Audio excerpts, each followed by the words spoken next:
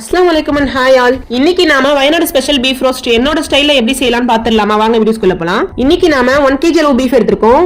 இது வந்து ரொம்ப சின்ன பீஸா இல்லாம மீடியம் சைஸ்ல கட் பண்ணி எடுத்துக்கலாம்.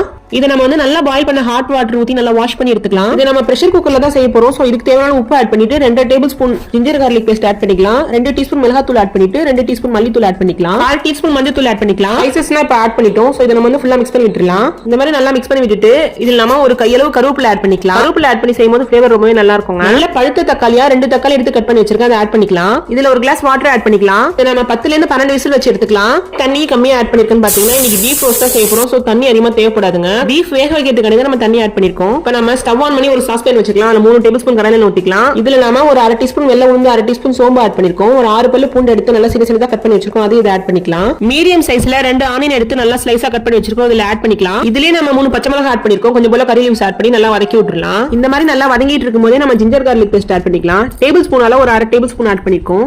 ஆட் பண்ணிட்டு நல்லா வதக்கி விட்டுறலாம். பீஃப் ரோஸ்ட் வந்து ரொம்ப ஈஸியான மெத்தட் தான் நம்ம செய்றோம். சோ பீஃப் ரோஸ்ட் வந்து ரொம்பவே டேஸ்டா இருக்குங்க. இப்போ நம்ம ஸ்பைசஸ் ஆட் பண்ணிக்கலாம். டீஸ்பூன் ஜீரகத்தூள் ஆட் பண்ணிருக்கோம். 1 டீஸ்பூன் மிளகுத்தூள் ஆட் பண்ணிருக்கோம். ஆட் பண்ணிட்டு இந்த மாதிரி நல்லா வதக்கி விட்டுறலாம். அப்புறம் நம்ம வேக வச்சு வச்சிருக்க பீஃப் விசில் போனதுக்கு அப்புறம் நம்ம பிரஷர் குக்கர் ஓபன் பண்ணி எடுத்துக்கலாம். இப்போ நம்ம பீஃப் நல்லா வெந்திருக்கான்னு செக் பண்ணிட்டு நம்ம ஆட் பண்ணிக்கலாம். பீஃப் எவ்வளவு சாஃப்டா வெந்திருக்கு பாருங்க, இந்த மாதிரி வெந்திருக்கணும். அப்புறம் நம்ம எந்த ஸ்பைசஸும் ஆட் பண்ணாம நம்ம வந்து டைரக்டா கிரேவில ஆட் பண்ணிக்கலாம். இந்த மாதிரி ஆட் பண்ணிட்டு ஃபுல்லா மிக்ஸ் பண்ணி விட்டுறலாம். நாம இந்த பீஃப் ரோஸ்ட் வந்து இந்த மாதிரி மெத்தட்ல செஞ்சா ரொம்பவே நல்லா இருக்குங்க. பீஃப் ரோஸ்ட் வந்து பிளைன் ரைஸோட சர்வ் பண்ணும்போது டேஸ்ட் ரொம்பவே நல்லா இருக்குங்க. அப்புறம் பாத்தீங்கன்னா சப்பாத்திக்கு புரோட்டாக்கு நானுக்குனா சைடிஷா கூட நீங்க எடுத்துக்கலாம். டேஸ்ட் பாத்தீங்கன்னா பக்காவா இருக்கும். மறக்காம ட்ரை பண்ணி பாருங்க. லாஸ்டா இதுல ½ லெமன் ஸ்க்வீஸ் பண்ணி ஆட் பண்ணிக்கலாம். இந்த மாதிரி நீங்க டிஃபரெண்டா ட்ரை பண்ணும்போது டேஸ்ட் வைஸ்ல பாத்தீங்கன்னா ரொம்பவே நல்லா இருக்குங்க. பீஃப் சாப்பிடாதவங்க கூட விரும்பி சாப்பிடுவாங்க. உங்க குழந்தைங்களுக்கு கூட நீங்க செஞ்சு கொடுக்கலாம். ஒரு லிட் போட்டு க்ளோஸ் பண்ணிடலாம். இது ஒரு 15 மினிட்ஸ் நம்ம குக் பண்ணி எடுத்துக்கலாம். ஸ்டவ் வந்து சிம்ல வச்சு தாங்க செய்யணும். ஓபன் பண்ணி பாக்குறோம். நல்ல தண்ணி எல்லாம் வத்தி இந்த மாதிரி கன்சிஸ்டன்சி வந்திருக்கு பாருங்க. இப்படிதாங்க இருக்கணும். சுத்தமா தண்ணியே இருக்க கூடாதுங்க. பீஃப் ரோஸ்ட்னால இப்படிதாங்க இருக்கணும். பாருங்க எவ்வளவு அழகா வந்திருக்குன்னு. ரொம்பவே டேஸ்டி அண்ட் ஹெல்தியான இந்த டிஷ் நீங்களும் உங்க வீட்ல ட்ரை பண்ணி பார்த்துட்டு எப்படி இருந்துச்சுன்னு கமெண்ட் செக்ஷன்ல கண்டிப்பா சொல்லுங்க.